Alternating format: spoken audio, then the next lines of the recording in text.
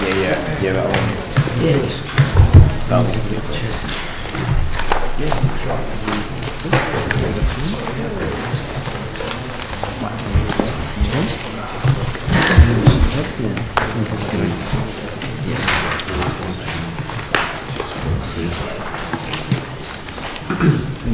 Okay, good evening ladies and gentlemen. It's approached 7 o'clock at commencement time, so we'll proceed with the meeting tonight. Just a couple of housekeeping rules. If you've got your mobile phone, you can please switch it off or put it on silent. There's no direct dialogue between members of the gallery and councillors. There are speakers who are requested to speak and they'll be called up after our officers make a presentation. And you can leave quietly after your item's been heard. Thank you for that. We'll now commence with tonight's meeting. Agendas have been circulated. You want to take one with you or share with your person next to you. Okay, the membership is as listed. We have one apology tonight from Councillor Stephen Cetus. He won't be participating. We do have other councillors here, but they're on their way as well. Disclosure of conflicts of interest. Any conflicts of interest from councillors? No, there are none. No, Let's proceed with item 4, confirmation of the minutes of the previous planning committee. Whoever someone move that, please. Move, Councillor McCarthy. Second, Councillor Greco. I'll put that to a vote. All those in favour? That's carried. Thank you, councillors. Now go to 5.1, consideration reports.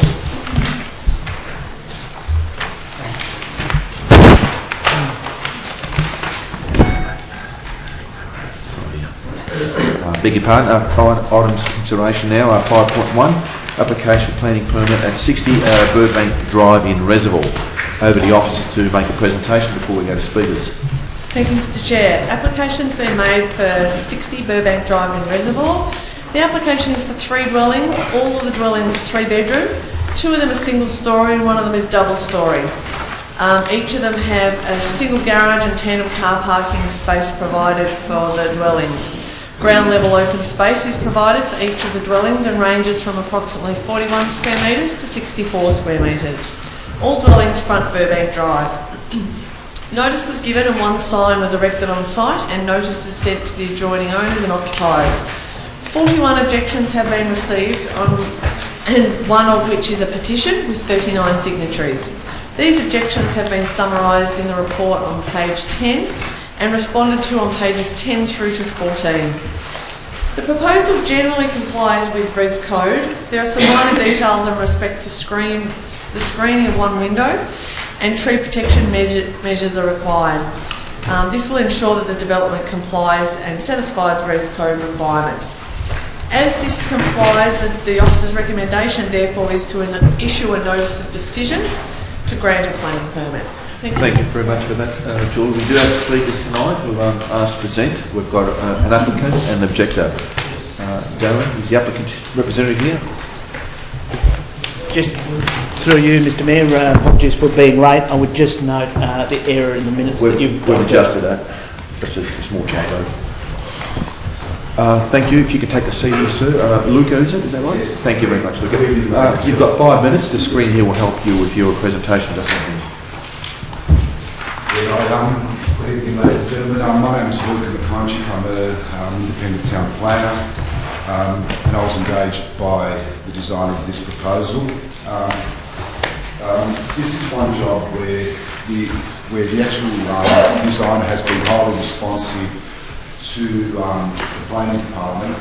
This application initially started off as 3 double-storey dwellings, and because of its bulk and issues relating to neighbourhood character, after further information letter came in, another version of the plans was submitted, which involved 3 single-storey dwellings, all in a continuous attached form, and then it evolved to what we have before us, 3 separate dwellings. And the reason that they're all detached is to acknowledge the detached character of the area. The 2-storey form in the middle was purposely placed in the middle of the site where it would have minimal impact on any other properties. So the 2 outer properties are single-storey, and a carefully positioned upper storey is located in the middle of the site. The site's a unique site. It's got a frontage of 54 metres, so we're also mindful of Council's vehicle crossover policy. So three single well-separated crossovers to one crossover for every 18 metres. And considering that the average block in the area has got a width of about 15 metres, this basically falls in line with the intent of the policy. No street trees are affected. There's arborist report to ensure that none of the street trees are affected. The crossovers have been carefully placed. One of the garages has been basically angled to minimise its impact on the street. And the other thing that careful attention is being paid to is progressively increasing the setbacks as they get to the adjacent property at 58 Burbank. At the point, the neighbouring property on that corner, there's a garage that's built on that, on it with a zero setback, and the dwellings have been designed to progressively increase, and there's enough scope for decent canopy tree planting. There's no high fencing, and one thing to be mindful of is in terms of the existing conditions, there's a large section of high solid fence at that Burbank Street frontage. This design ensures that the entire frontage is activated with landscaping. They've all been separated. They've got pitched roofs, hip roofs, tiles, bricks and render. And the upper story component has been lightened up with a mix of material to promote that lightness of structure. So it's not a dominant element. So basically, I'd say this application has evolved into something which is basically highly site responsive. It's in a general residential zone, and one of the purposes of the residential zone is for dwelling diversity.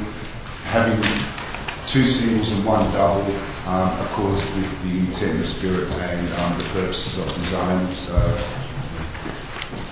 okay, that's it. Thank you very much. You can resume your seat in the gallery. Thank you again. Thank you. Okay. We now have an objective of person to speak. Catherine, yes, if you're here, please, if you can take the seat here. You've also got 5 minutes, and the screen here will assist you with your timing.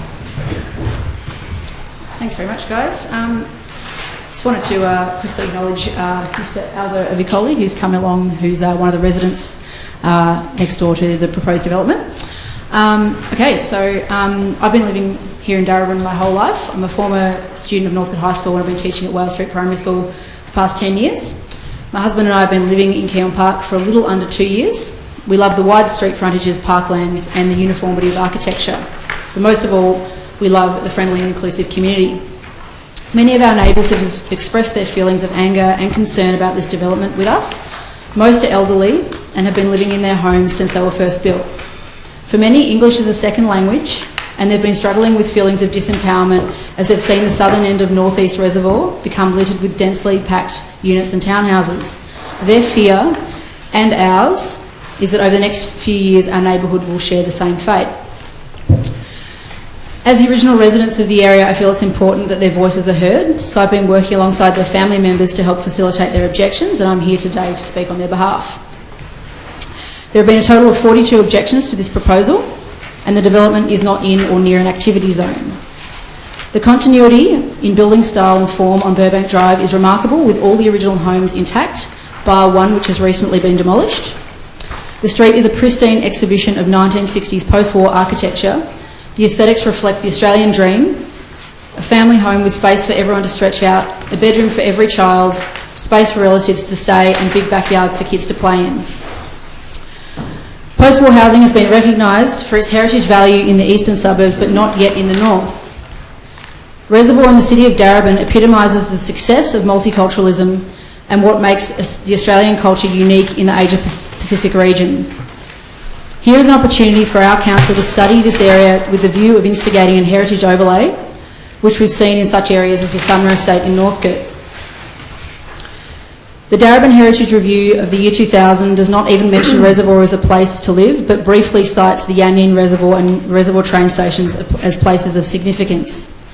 The Housing Commission area is well documented and acknowledged in the Darebin Heritage Review of 2007, but still no acknowledgement of the post-war optimism embodied in the Reservoir residential homes is mentioned. Preserving the character of North East Reservoir is important to us, and it is in the interest of the wider Darebin community as a robust demonstration of uninterrupted Australian post-war architecture and design. We don't want to see this development set a precedence for more original homes being demolished to make way for 3 dwelling per block developments. We're also concerned that with an increase in medium density housing, over time we'll see an increase in traffic through the residential streets, as well as existing backyards being impinged upon with visually bulky double-storey units. We ask the Council to reject this proposal and for Marac Architects to redesign the development as 2 single-storey detached brick dwellings with front fences and off-street parking. We feel this is a reasonable compromise between preserving the streetscape and increasing density in the area. Thank you very much. Thank you. If you can resume your seat too. We'll now go to councillors for questions to our officers, commencing with Councillor McCarthy. I'm struck by this application because I'm struggling to think of something similar in this pocket of Keon Park, and it seems inconsistent with what we've stipulated in our housing strategy. I was just hoping I might be able to get a comment from officers about where this proposal sits within our housing strategy, or this particular location, what we've actually identified, apart from the zoning, what we've said in the housing strategy for this part of Keon Park. That's in my area, Mr Mayor. This site's important that Council understands it is part of Amendment C156. I agree with the observations made by the objector this evening in regard to the intactness and the consistency of dwelling stock. That's a very accurate description of this estate. It is correct, Mr Mayor, this section of land is in a low change area in the Darebin Housing Strategy.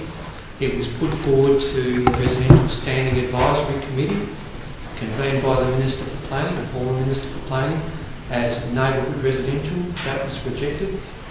Council then put forward another planning scheme amendment, C149, on the basis that we believed as a council that the committee had made an error in selecting this zone for general residential. The proposal was again rejected by the Minister for Planning as a general residential zone. Thirdly, Council has put C156, which also proposes that this land go in a neighbourhood residential zone. The challenge the statutory planners find themselves in, and VCAT would for that matter, is that they must assess the planning application on the basis of the existing scheme. Thank you. So there's a strategic context, so that requires, and that's why you heard the applicant this evening talk about a push for detached dwellings to try and respect the character of the area. Other questions? Councillor Greco. Councillor McCarthy. Well, look, it's just a supplementary to that. If I'm correct, from what I've heard from our officer, and thank you to Mr Rudd for that explanation, it's actually Council's intent in our own housing strategy for this to remain an intact precinct. It's just that we haven't yet received support yet from the Minister. Would I be correct that that might be the state of play as we currently stand? Pretty much what it sounded like. Minimal change is my understanding. Yes, Mr Mayor. Low change. Yeah. Yep, thank you. That's what it sounded like. Councillor Greco. Look, I thank Councillor McCarthy for that, for putting that question and getting that clarification. I've just got some 2 little questions, just in terms of specific matters. One is in relation to, just to be absolutely clear, in terms of the second-storey dwelling in the middle of the development, we're talking about reverse living arrangements there, or not? No, Chair, that's ground level secluded private open space, living all at ground level, just 2 bedrooms and some bathroom facilities upstairs. Okay. That's all right, just to be clear on that. The other thing is, in relation to this particular development, it's at a bend, and I understand that there's 2 proposed new crossovers in relation to this property. How does that sit with our crossover policy? Mr Chair, the proposal complies with the crossover policy. There's 2 crossovers on the site at the moment, and they're proposing 1 additional one. But because it has a over 54 metre frontage, the dwellings are facing the edge of 1 crossover for each dwelling. Okay. Look, I just want to flag before, if there's any other questions, that I'll be moving an alternate motion. Councillor Walsh. Thank you very much, Mr Mayor.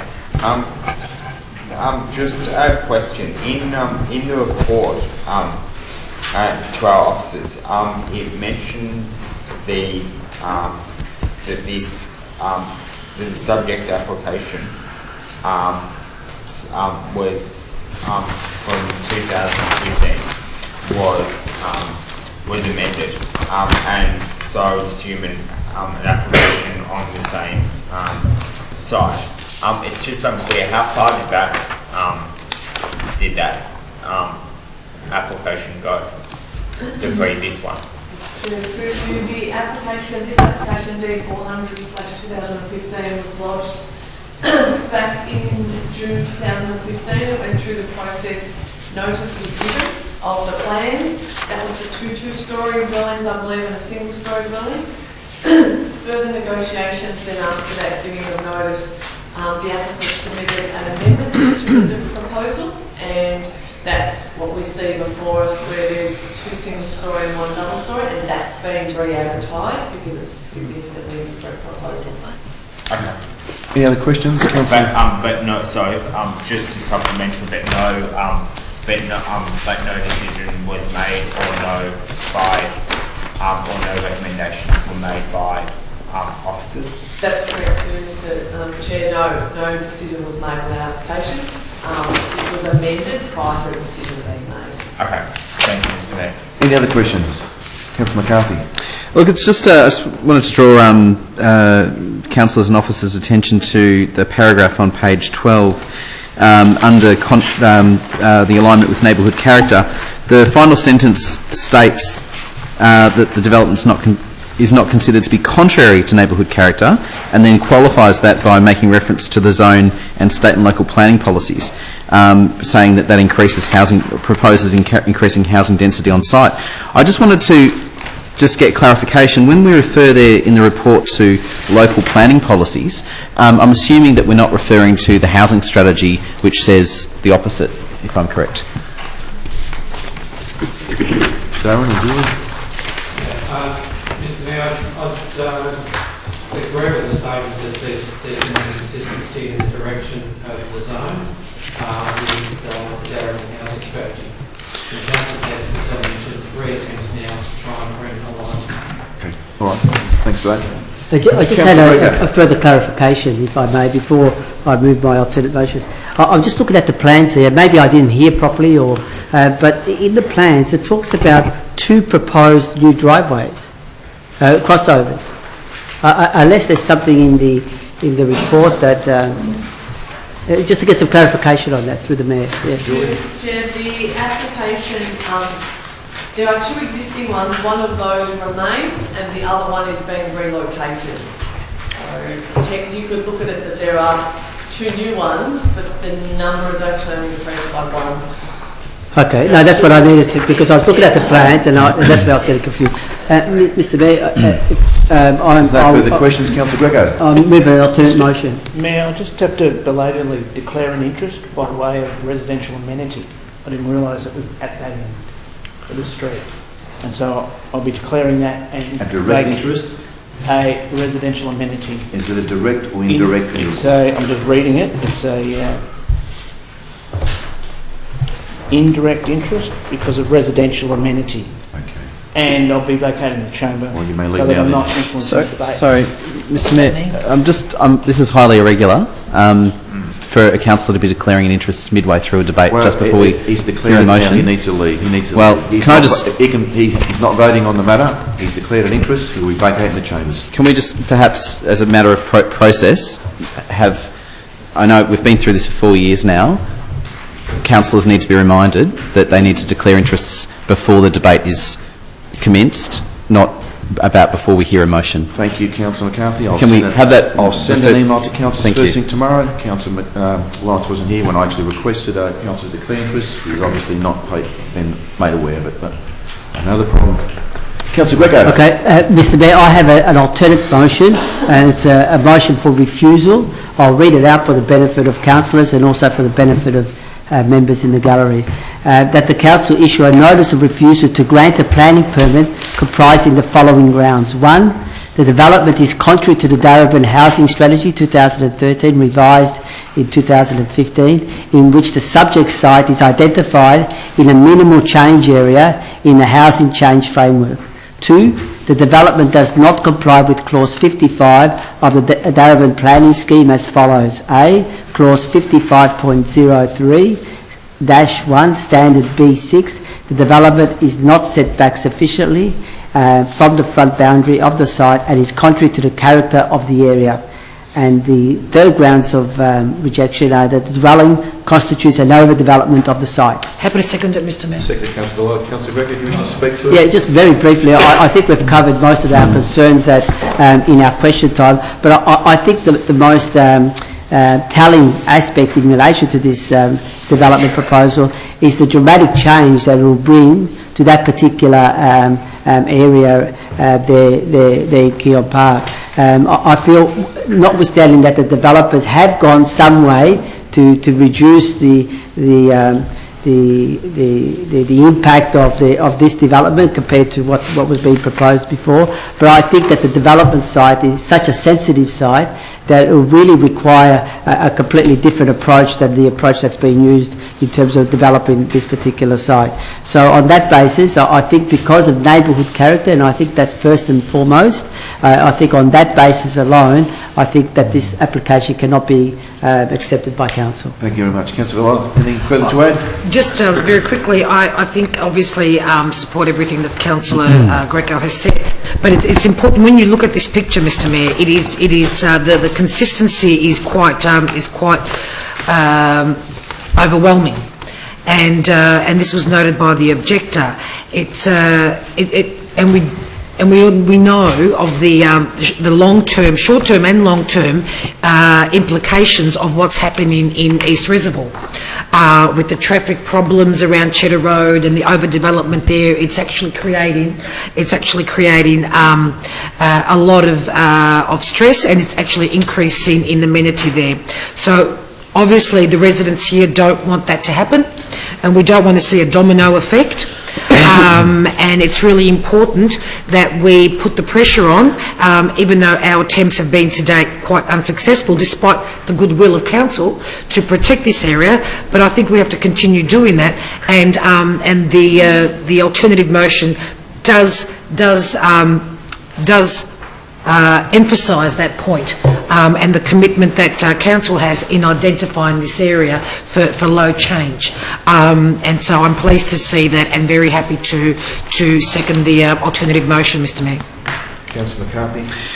Thanks, Mr Mayor. I just wanted to weigh in from a slightly different perspective, and it's one of probably historical relevance, which is that we just need to look at what occurred. I'm speaking in favour of the alternative, if that helps clarify for Councillor Walsh. I was hoping that was obvious.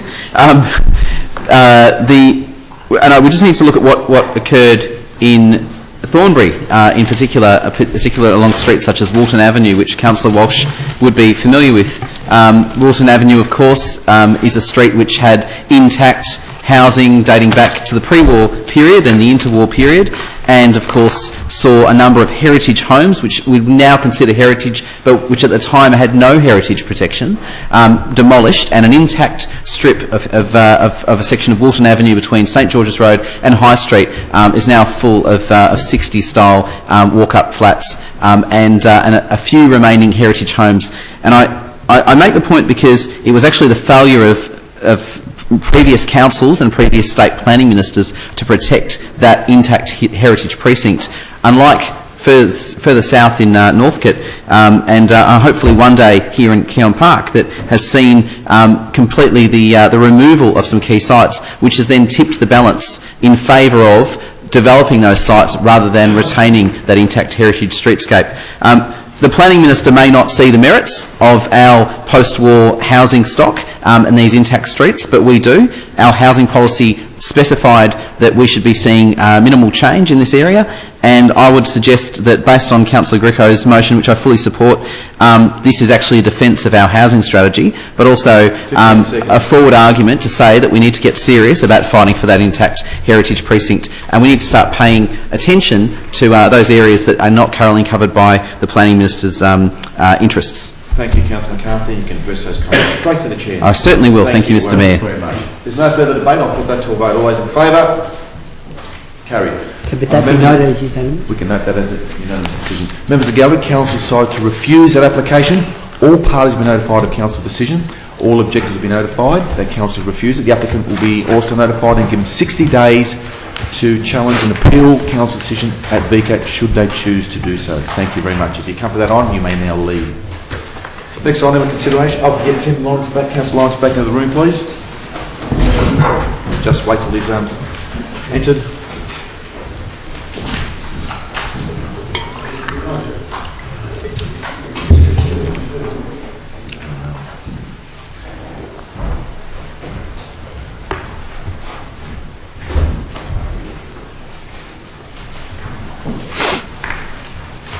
Okay, councillors, the next one we're looking at, pardon me, is 5.2, application planning permit for 254256 Murray Road in Preston. Over to the officers. Mr Mayor, this application seeks approval to construct a 3-storey residential apartment. As detailed in the officers' report, the development includes 7 dwellings, 2 of which are 2 bedrooms. The remaining 5 are 3 bedrooms each. There are a total of 12 car parking spaces provided for this development in the form of a basement. A waiver of visitor car parking space is sought. Open space for each of the apartments is detailed also in the report in combination of courtyards and balconies. I think it's important to point out that this site had a permit for a more intense development in 2010. That permit expired, but that previous approval was also 3 storeys, Mr Mayor, and on that occasion approved 16 dwellings. The land has an area of 795 square metres and its context is within the guidelines and directions of the Preston Central Structure Plan, and this is in one of those precincts that supports 3-storey forms. The application has been advertised. There have been a total of 7 objections received. These are detailed and responded to on pages 28 to 31 of the officer's report. The officer's report has assessed the application as having a strong level of strategic report in the context of the Preston Central Structure Plan and in terms of the general compliance with matters in the Darwin planning scheme. There are a few variations to the standards, but if you look closely in the officer's report, these are explained and encouraged through the strategic direction for intensification in this general area around Murray Road. So the application is therefore recommended for support. Thank you very much, Darren. That concludes your presentation. We now have speakers requested to speak. We have the applicant's representative, Chris McKenzie. If you can take a seat, please, sir. You've got 5 minutes. Thank you very much for that. As Mr Rudd outlined, this site has quite a history in the past. It's operated as a church hall, it's had permits as a place of worship, as a counselling centre, and from about 2009 had a permit for a boarding house. I'm not sure if you're familiar with the site itself, but it's sort of a cobbled together site that's had extensions and the like over the years, and the building itself sits almost out on the Murray Road frontage. As Mr Rudd said, this is in the part of the Preston Central Structure Plan that has for quite some time given direct support for 3-storey redevelopment, and for that reason it was about 5 or 6 years ago that Council had a permit issued for 16 apartments on the site. So all of those apartments on the 1st and 2nd floor were only balcony open space. They were all quite small. What my client has opted to do in coming back to the site, instead of maximising the number of small apartments, has actually looked to develop a smaller number, 7, of much more generous townhouse-style dwellings, basement car parking off the rear lane, but above ground. Each dwelling is a townhouse with its own door and internal stairs, so they're self-contained with ground floor, 1st floor, and for some of them a 2nd floor as well. what we see this is an endorsement of Preston Central as a place not just for small apartments, 1 and 2 bedrooms, but also to continue to have people choosing to live in Preston Central in larger formats, so families also having their place in the future of Preston Central. So each of these townhouses has a ground floor yard. They all also have some form of upper floor terrace as well, but 5 of the 7 have conventional layout with their living rooms on ground floor and their bedrooms above. So of the 7, 2 towards the rear at the laneway edge are the reverse living format with their living on the first floor and the bedroom on the ground floor. So what we see is this combination, particularly the layout of the yards for the dwellings across the front, delivers quite a substantial break through the middle of the site. So it's not a situation where the built form is extending in the way an apartment building would to be continuous through the whole site.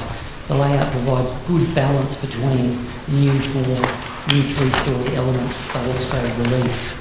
You may also notice, if you look at the elevation plans, that units 1 and 4 on Murray Road, which are on the 2 outside edges, they are only 2 storeys and they have a roof terrace on top, so they're 2 storeys plus a terrace. It's only the 2 in the middle on Murray Road that are 3 storeys. So that's where Mr Rudd's commentary comes forward, that the top floor element is centralised and small, so that it's not a dominant form. When you look at the presentation of Murray Road, the main presentation is of the 2-storey element across the whole of the site, and the 3-storey is only in the middle. So that's the presentation to balance the strategic intent for 3 storeys, but also to be respectful to our existing neighbours that are single-story. Although we do note that one of them has a current demolition permit in place, so it appears something else is likely to happen there. So what we would say to you is we commend the overall officer report. This has got a long history of support for 3 storeys. We think this is a more moderate version of 3 storeys than was approved previously. The one element where we're seeking council's indulgence is for the waiver of the visitor car park for these 7 dwellings. We do know, of course, that 5 of our dwellings are 3 bedrooms with 2 car spaces. We also know that because we have no driveways from Murray Road and all the parking comes off the laneway, we have 24 metres of unbroken frontage along Murray Road that will allow for at least 3, potentially 4 cars to use the frontage. That will sufficiently allow for visitors to have their space immediately on the frontage. So we commend to you the officer's recommendation, and hopefully now we can see this site redeveloped in accordance with your vision for new 3-storey firms. Thank you. Chris, if you can resume your seat in the gallery. We've got a request from the Jet to speak. Alexandra Cook. Alexandra, are you here? Thanks, Alexandra. Yes, if you can take the front here, please. You've also got 5 minutes to present. Hi, I'm a resident that's lived in the area for 20 years now, so I'm just across the road diagonal to that development. So my main concerns are that it doesn't match streetscape of what's currently there, being 3 storeys high. And I know it's the 2 centre ones, but still it doesn't match anything that's in that area within that vicinity from what you can see on that road. There's nothing to the story already. So that's a major concern for me. The other major concern is that although there is ample parking provided for all those units, they're going to use that all the time. It's already very congested with parking around there, also traffic, because not every home in that area has off-street parking. So their visitors will also be trying to park on the street. We already have workers that work along High Street that park on the street on Murray Road all day long. So there is a problem with parking already in that area.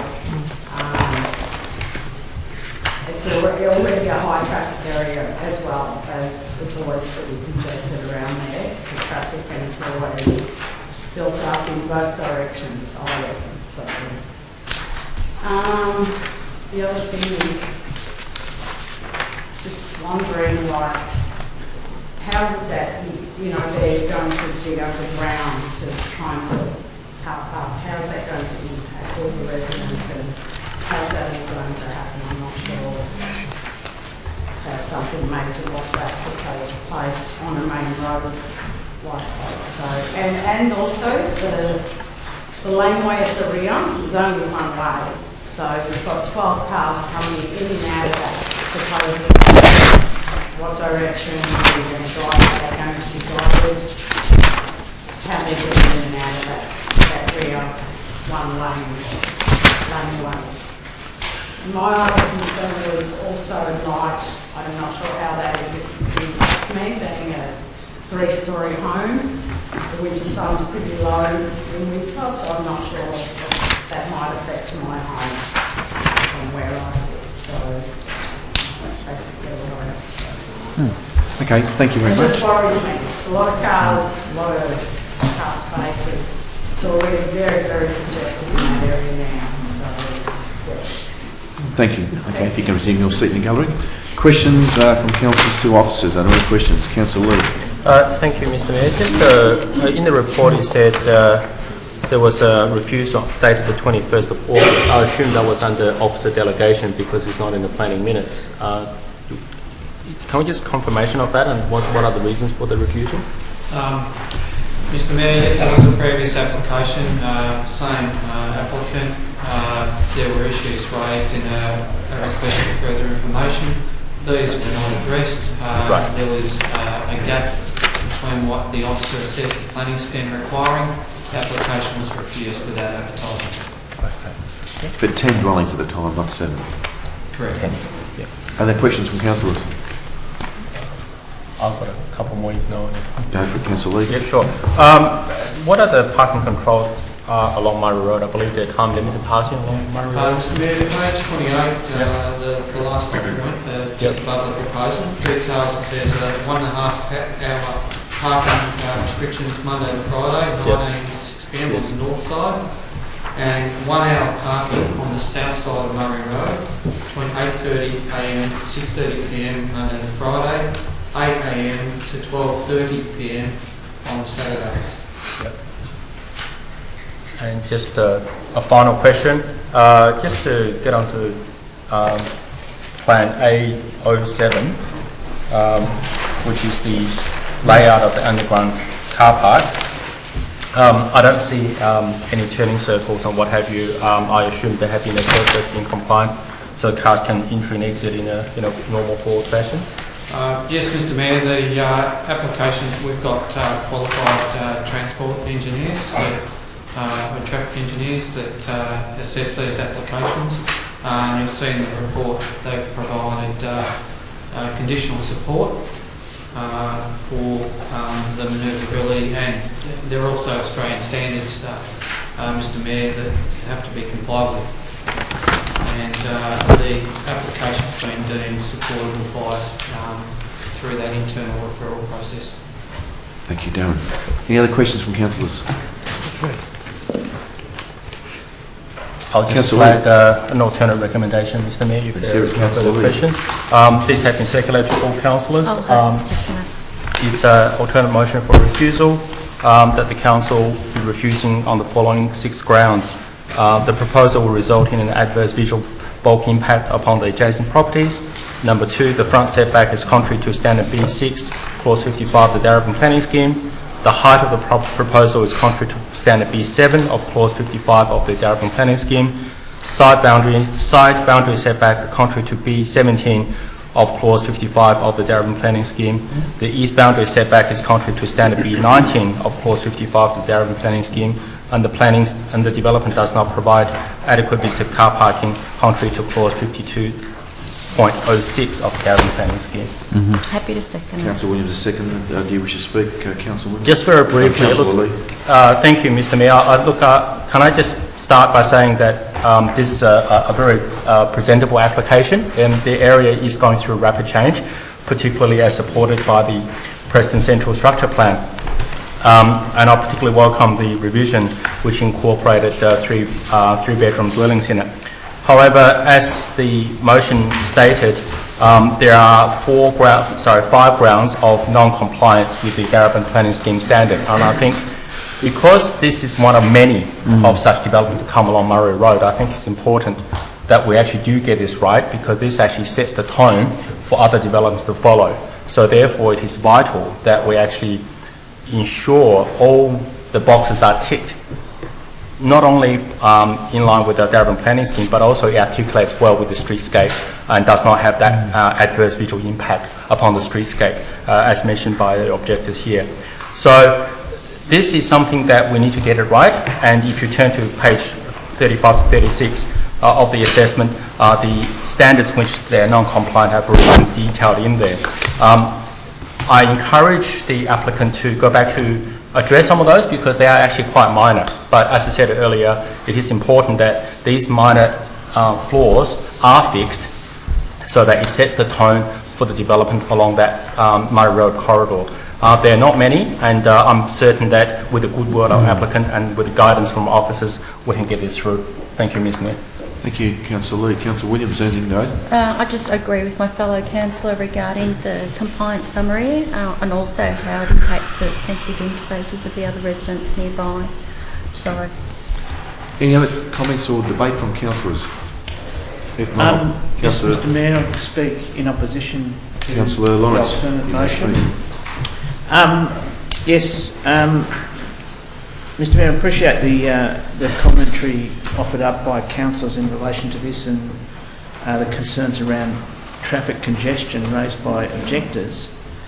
However, I am a little bit alarmed at rejecting a proposal which really requires only minor amendments in terms of a 1.1 metre front setback, a very minor site coverage of less than 1% variation, and also a very minor, what I consider minor height variation, given that the upper scale, the upper level has limited footprint and is set back.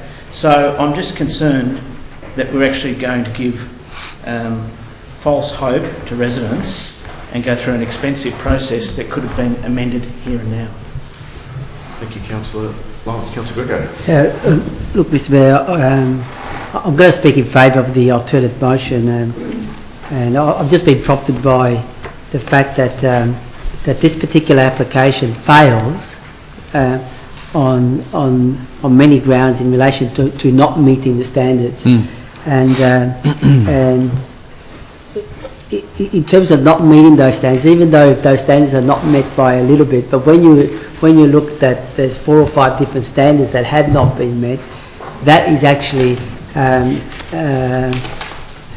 I would consider not respecting our planning scheme by any stretch of the imagination, and I think that if we are to have standards as part of our planning scheme, every effort should be made by the developers to actually meet those standards. I can understand if there's one standard that it's a few millimetres out, there could be some justification to address that. But when you have a number of standards that have not been met, I think we really have to insist that there is a community expectation that if we are to have standards, that those standards, as a minimum, are met by any proposed development. Councillor Miller, anything new to add? Yes, I want to support the alternative motion. I think it is quite contrary to giving the objectors false hope. I think Councillor Bowe-Lee has given a very considered, summary of the elements that are below standard, and it is not, as he rightly pointed, it was very measured in how the application is assessed. We're not talking that the standard is significantly and ridiculously below our housing, our expectations. But as Councillor Gaetano said, when you've got five elements that are below standard, even though they might be minor, it still adds up to a considerable amount. So I think there's also, as Councillor Lee said, there might be some opportunity for the parties to come together and make some modifications. So there is so I dispute that there's false hope. I think it's a considered and well pointed summary of an objection to this application, Mr. Mayor. Thank you, Councillor Llewellyn. If there's no further speaker, would the mover like to close the debate? Thank you, Mr. Mayor. I didn't actually raise the issue of site coverage at all in my objection, because as Officer report clearly noted, that 61% only applies to the basement. The upper floor actually was well below the 60% coverage. So I deem that to be compliant. If there are alternatives or amendments put forward by the councillors, I'm happy to entertain those. I might even withdraw my opposition in order to entertain that. But in absence of any amendments, I'll put this forward as it currently stands. As I mentioned right at the outset, it is close, but it's not close enough. And if we are allowing this through, this will set an undesirable precedent for the growth of the corridor right along Murray Road. And for that reason, I wish to refuse this application. Thank you, Councillor. That closes the debate. I'll now put that to a vote to refuse the application. All those in favour, please raise your hands. Those against, that item is carried. I'd call for a division. Division called. All those in favour of refusing or voting for the alternative recommendation, please stand on name. Councillor Lee, McCarthy, Williams, Greco and Villella. All those against, I name Councillor Walsh, Lawrence, Fontana. Members of the gallery, council decided to refuse that application. All parties be notified of the council decision. Objectives be notified, of course, with council's decision to refuse that. The applicant will have 60 days of appeal rights should they choose to go to VCAT and challenge council's decision. Thank you. Next item, 5.3, application for planning permit for 6371 Plenty Road. Here to form a view on this one. That's mine. Thank you, Mr. Mayor. We'll just wait a moment, please, Joan. People vacating. Thank you, Darren. Mr. Mayor, the committee may recall this from the 14th of June. This item was put before the planning committee to again form a view where it was decided that the application would be opposed in a forthcoming hearing, which is coming up on the 22nd of August 2016. This application and report is fairly self-explanatory. It's back before the committee because amended plans have been lodged. These have been assessed, and although they reduced the proposal from 18 stories to 14 stories, the application fails to address Council's grounds for opposition or refusal as set out on the 14th of June 2016. I think the application's well described. The variances are also detailed within the report, and the conclusion is that Council's grounds remain unsatisfied, Mr. Mayor. Thank you very much for that, Darren. We have no speakers for this item. Happy to move the item, Mr. There's Mayor. no debate.